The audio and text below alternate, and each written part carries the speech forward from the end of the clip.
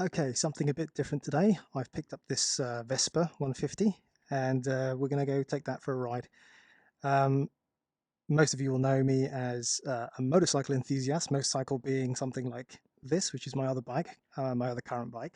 And it's just a sort of a different riding experience, really. I mean, they're different tools for different purposes. This is a lot more fun to ride, um, perhaps over longer distances. Um, and then a scooter is really kind of the perfect machine for just kind of getting around town. So let's just go for a ride and see what we think. I have actually been riding around on this for for one day now, so this isn't exactly a first impressions review, but I will preface this by saying that the sort of the 6 or 7 hours that I've spent with this machine so far, I've absolutely loved it. So I'm not going to have many bad things to say about this, which may surprise some of you because a lot of you will know me as a die-hard motorcycle freak who would never see themselves on a scooter. And certainly I think I don't want to sound like a snob or anything, but the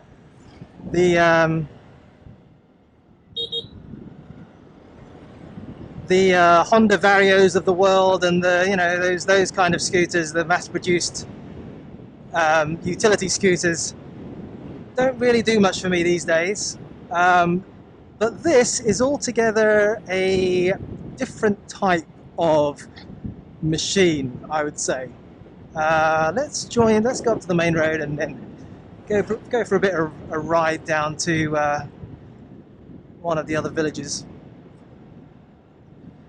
So this is my first time on a scooter for a very long time. So I first rode a scooter, which was probably some sort of Honda Vario or something like that, 125cc, back in 2018, so almost 2 years ago. That was my first time on a scooter. I enjoyed it so much that I then progressed to motorcycles, getting my motorcycle license, and that's how my story with two-wheeled machines goes. And I haven't really looked back on scooters as something that I really want to sort of ride around. I basically just fell in love with motorcycles and manual transmission and all the different engine sizes that you can get and all the different shapes and configurations that motorcycles come in is all very exciting to me, whereas scooters are sort of a lot more generic machines, I would say. Perhaps I'm being too harsh a critic, but to me a scooter is a scooter. They're generally 110 to 150 cc's. They're sort of all configured in the same way. They ride pretty much the same. So there's not really a lot to get excited about in the world of scooters. They're a utility vehicle. They get you from A to B. So I never really thought about riding a scooter again until yesterday when a friend of mine was saying that they wanted to come over for dinner and could I pick them up, and then it just got me thinking about, okay, am I going to go and pick them up on my manual motorbike, which frankly the one that I've currently got is a little bit old. It's a little bit sort of jerky. It's not the smoothest ride. I don't mind it, but if you've got a passenger, it's a little bit uncomfortable, I would say, for a passenger to be jerked around on the back. So I thought, okay, why don't I just pick up a scooter for a few days, and that'll just make picking her up and dropping her off a bit more comfortable. Plus, it's just I've got to be honest. I'm not being completely altruistic here. For me, it was also just an excuse to go and pick up a different bike and have a bit of a play. So I went to the rental shop and they had these Vespas. So I thought, all right, let's see what a Vespa is like to ride. And that was the start of me falling in love with this orange Italian machine that I'm on right now. So, how is it different to a normal scooter, to a Honda Vario? That will be the first thing. That would be the first thing to comment on. As I said, it's been a long time since I've actually been on a scooter, but if my memory serves me correctly, these silly dogs, just middle of the goddamn road. If my memory serves me correctly, the riding experience just feels a lot smoother than, say, the equivalent engine-sized Honda. That's not to say that the Honda engines aren't refined or whatever. It just, I don't know, it just feels like this engine, whether it's because it's a more expensive machine or whatever, it just feels a lot smoother and a lot more refined. Also, this is 150 cc's, so it's not the fastest thing in the world, but it does, if I wring its neck, then it does squeeze out quite a decent amount of power. Certainly enough to overtake comfortably, and I would say it also feels a lot quicker, a lot more nimble than my sort of benchmark, which would be a Honda CRF 150cc manual transmission dual sport. And I would say the difference there is, even though the engine displacement is the same, the Honda is a lot heavier because it's just a bigger, manual transmission bike.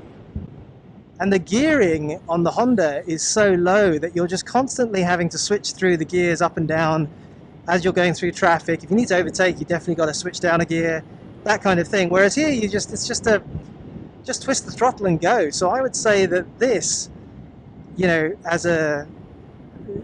this engine itself, even though it's the same 150cc size as other manual transmission motorcycles, it actually feels a lot quicker.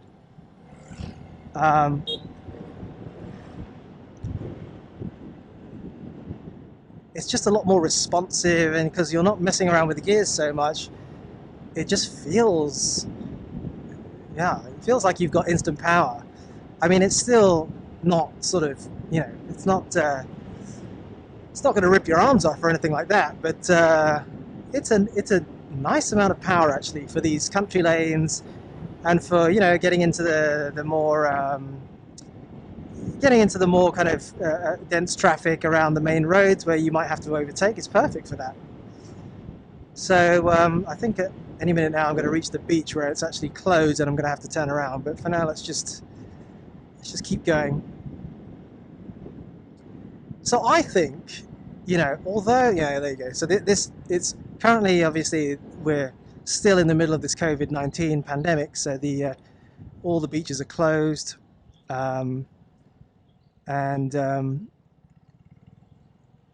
You obviously you can't go to the beach, can't go to any entertainment venue is also closed, and public areas like parks and beaches are also closed.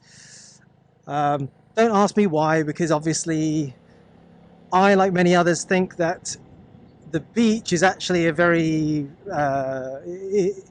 being on the beach is very easy to keep a social distance from people, but whatever, I don't make the rules, and I'm a guest in this country, so it's my job to respect the rules, not to question them. A healthy amount of sort of speculation and questioning, I think, is okay, but anyway, where was I? Let's get back on to talking about scooters. So, jumping on this Vespa, my eyes have really been opened. I feel like this is such a perfect tool. If you're just looking at, if you're looking at scooters or motorcycles as a tool, as a utility vehicle to just get around, bounce around different villages in Bali, or even just getting around a city, then I definitely get the appeal of a scooter over a motorcycle. It's a lot more convenient, especially if you're talking about a motorcycle like mine, which has quite a low gearing, so I'm just always, moving up and down the gears, even just overtaking like this, moving up and down the gears constantly, which does honestly get a bit tiring. Um, and I haven't even that's just about the riding, the direct sort of riding experience. When you talk about the convenience of having the different storage spaces in the scooter, then I really start to wake up and think, okay, it is clearly a lot more convenient to have a scooter. It's so nice to not to have to take my backpack around with me, and be able to just chuck things in the big storage space under the seat. There's even a little storage space in the front of this Vespa, which actually even has a USB port to charge my phone. So I guess what I'm saying is, in an ideal world, you'd have both. You'd have both, which is actually what I have now. I have this Vespa, and I have my my custom 225. And I think that's the best of both worlds. When you need to go and pick up your girlfriend or something, or you need to, you're just bouncing around from the supermarket from home, and vice versa, then the scooter is perfect. But when you want, when you want to have a bit of fun on the machine, you want to make a bit of noise, and you want to have a blast around at slightly higher speeds, then that's what your custom bike is for. Best of both worlds. Oh, let's turn right here. This is quite a nice road up this Periranan Road, or whatever it's called. I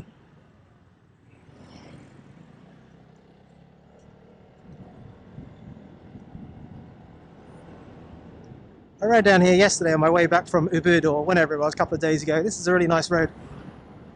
What was I going to say? So yeah, I don't think I'd ever, personally rent a Honda Vario or a NMAX or one of those things again. They're just too generic. And I guess I've got something against generic bikes, I guess, which maybe is obvious, since you always see me on a custom bike or something like that. There's nothing wrong with generic. It's not like I'm looking to stand out. I'm just looking for something a little bit different in terms of the experience, not necessarily the way that it looks. I also I honestly do like the bright color. I think that's definitely one thing that I can say objectively about the Vespa that I think is better than the Vario and NMAX counterparts. I don't like black bikes. I've never been a real sort of dark color bike guy. So you can see that I'm always generally on a Honda CRF, which is a bright red color. My helmet is bright yellow. So I don't know whether that's because I like the high visibility practicality of it, which I do, but I also just generally like, I don't know, I prefer brighter colors than dark colors. Even in what I wear, you never really see me wearing dark clothes. So I think that's just a personal preference thing, which again makes me just lean towards the Vespas as something that I prefer. There was a black Vespa in the dealership just the other day, but I chose the orange one. I would have preferred a yellow one if they had one to match my helmet, but they didn't have one in stock. And I guess that also brings me on to maybe one other point that's definitely related to looks. I think the Vespa is much more of a lifestyle statement than, say, a Honda Vario. I don't think the price difference is, we're not talking about an order of magnitude price difference. I think, Honda Vario you can pick up for, say, a couple of $1,000, like an almost new one. And then a Vespa maybe would be another $1,000 on top of that. So if you're comparing, say, it depends how you're comparing, but I don't think we're not talking about an order of magnitude more expensive. Another $500, $1,000 will get you a Vespa. But if you're just looking at as a pure utility machine, then obviously they seem expensive. But what does that sound? But if you're looking at it as a lifestyle sort of statement, then it's a small price to pay for something a bit extra, something a bit more special. Which leads me on to the point that I've been riding this around now for less than a day, and I can categorically, without a doubt, say that I have had more people looking at me on this bike than I have on any of my custom bikes ever, just in this one day that I've been riding around. There is a part of any male motorcyclist, I think, undeniably, that thinks there is some kind of, you know, automatic extra additional sex appeal that you get when you're riding a motorcycle. Okay, maybe that's a massive generalization, but I think at least all of the dudes I know who ride motorbikes like to think that we look a bit cooler on a motorbike, and then as a, you know, as an indirect or direct effect from that, we think that makes us more attractive to the opposite sex, which is complete bollocks. It's all complete bollocks. It's this weird sort of I don't know what you call it. It's this false belief that we have as motorcyclists. We think it makes us a lot more sexy to the opposite sex because we feel sexier when we're on a motorcycle. But actually, I don't think any girls, any women have ever looked at me when I'm on a custom bike. They don't care. It's the opposite. I'm probably being more of a nuisance than anything else. Oh, okay. Where's this go? Fantai Mungu Tanalot. All right, let's go this way. Not really sure. I think if I go right, then I end up in Ubud. Let's just go this way. Okay. So my point being that there is this sort of asymmetry between what men think are sexy on two wheels and what women think are sexy on two wheels. And I think a Vespa is a really good example of that because, you know, I can ride a really cool custom bike around with a big fat engine, but it won't cause any women to sort of turn their heads. And as I said, if anything, might cause more of a nuisance than anything else. Might be making too much noise. However, if you ride past on a bright yellow Vespa or a bright orange Vespa, it turns heads. People look, people smile. It's just got this sort of it's got this, you know, je ne sais quoi, whatever the Italian equivalent of that is, about it, that makes women smile and men smile. Certainly makes me smile. So it's definitely got this smile factor that, you know, I guess what I'm trying to say is whereas other motorcycles have this weird asymmetrical relationship with how you think they look and how they actually look to other people, on a Vespa, that relationship between how you think you look and how you do look, I think is a lot closer to reality, which is an interesting thing. Definitely interesting to experience. It's nice to see people turn their heads and smile, and you know, you don't know whether they're smiling because they think you look ridiculous. Certainly I'd look a bit ridiculous right now with my shirt wide open and bright orange Vespa, bright yellow helmet, but I also like to think they're smiling because, you know, they know I'm having a good time. And you know, when you see someone who is genuinely having a good time and enjoying life, then that's a nice thing. So there is so there's definitely a head-turning factor that I was not expecting, that is nice, that I enjoy. From a riding enjoyment perspective, it's so much more fun to ride than I thought. I don't know what it is exactly. Whoops, let's just shoot ahead of this guy. Let me just get out this junction first. I always get a bit confused at these weird triangle junctions in Bali. I'll speak about that in another moto vlog maybe. What was I going to say though? From a personal enjoyment point of view, I'm blown away at how much I enjoy riding this thing around.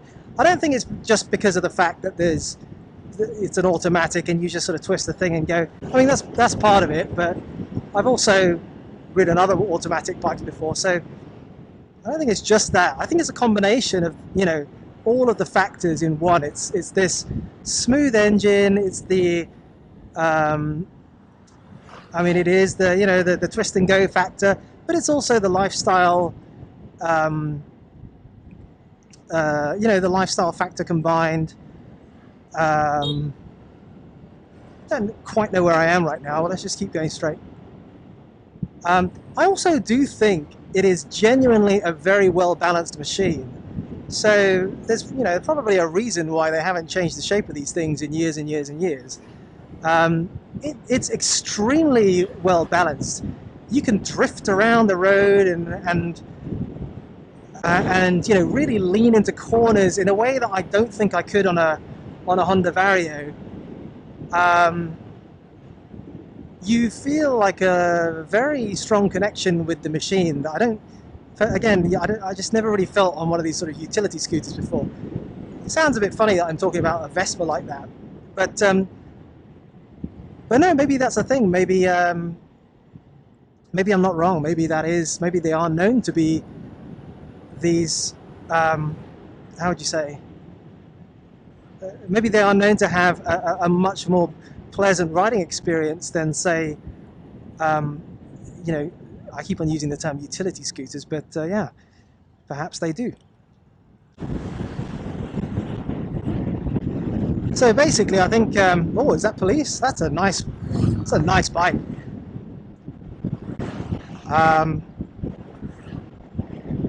I didn't know the police here ride on big old Harley Davidsons.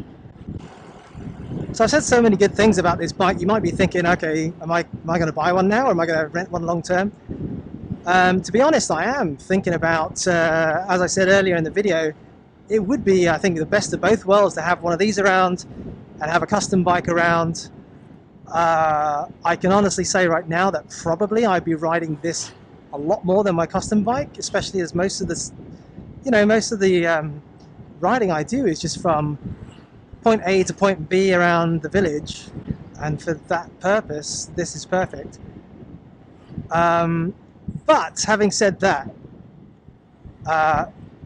you know, I don't want to leave this video as a 100% glowing review. There are some little pet peeves I've picked up on, or there are some negative points I've picked up on already in the course of just one day. So let's just talk about some of those. So my one negative about this Vespa 150 Sprint with ABS is the suspension is very hard. So I don't know if that is a scooter thing in general, or if that is a Vespa thing. I'm not sure. As I said, it's been a long time since I've ridden a Honda Vario or Yamaha NMAX or any one of the Japanese scooters, so I can't remember what the suspension really feels like on those machines. But this, when you're on a normal paved road like this, it's absolutely fine. But the minute that you do a little bit more, something a bit more bumpy, so some of the roads in Bali aren't of the highest, you know, smoothness level. And those roads are very uncomfortable to ride on, and they also sound like they're going to shake the bike to pieces. So again, I don't know if that's a Vespa thing or a scooter thing, but certainly on my, you know, on my Honda CRF, which has, you know, very tall suspension. Let's let this guy go. Go on. On my Honda CRF on a road like this, the suspension travel is, you know, it has the suspension travel is quite long, and the suspension is tall in the first place. So you don't feel these bumps at all, and I can go over speed bumps standing on my foot pegs and basically just not even feel the speed bumps. On this Vespa, I don't know if you can hear, but every tiny little bump I go over, the you know, you can hear the plastic shaking around, and certainly I can feel every little shake in my, you know, oh, something just fell off that guy's bike, or I don't know. Like the way this guy's sitting, he's like, Oh, he's carrying he's carrying a huge pile of wood by the looks of it, and he's having to sit in a very awkward position on his motorcycle. So this is the kind of thing that you need a scooter for rather than a custom bike. And he's dropping bits and pieces of wood all over the place. It's quite funny.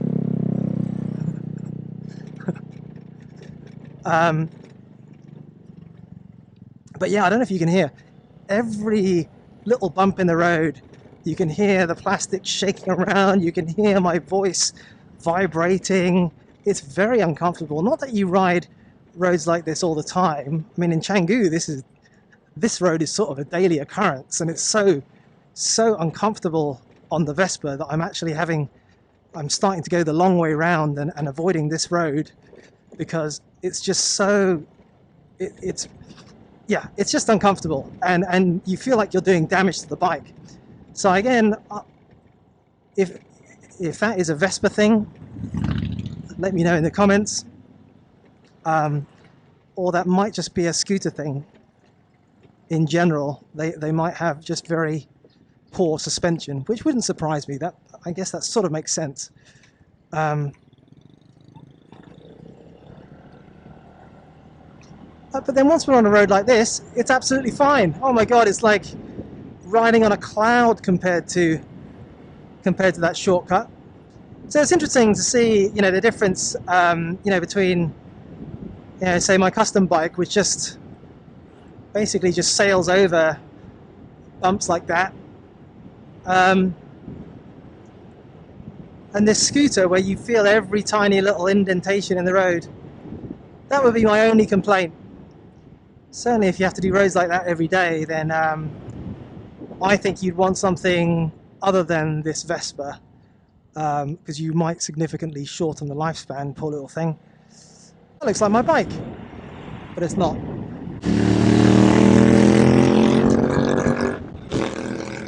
So some lucky boy's got a Ducati Scrambler. Don't see too many of those. It's an expensive bike for Indonesia. Well, it's an expensive bike for anywhere, but especially around here where you never really see bikes that cost more than, say, $3,000–4,000, and that is that's probably a $10,000 or $11,000 bike. And here it would cost a bit more, I think, because Indonesia has very strict taxes on imports. So any imported product, whether it's a bike or whether it's alcohol as well, they all get taxed a lot. So for whatever you think a Ducati is worth in Europe or the US, it's actually probably more expensive in Indonesia, which is why when you see someone riding around on a Ducati in Indonesia, it's actually quite unusual. So yeah, that's my review. I love this thing. I think if I can manage to find one in yellow, and I definitely keep it around as like a alternative option to my custom bike. And as I mentioned, probably my gut feeling is I would end up riding this a lot more. Alright, so stay safe, remember your shoulder checks, and I'll see you next time.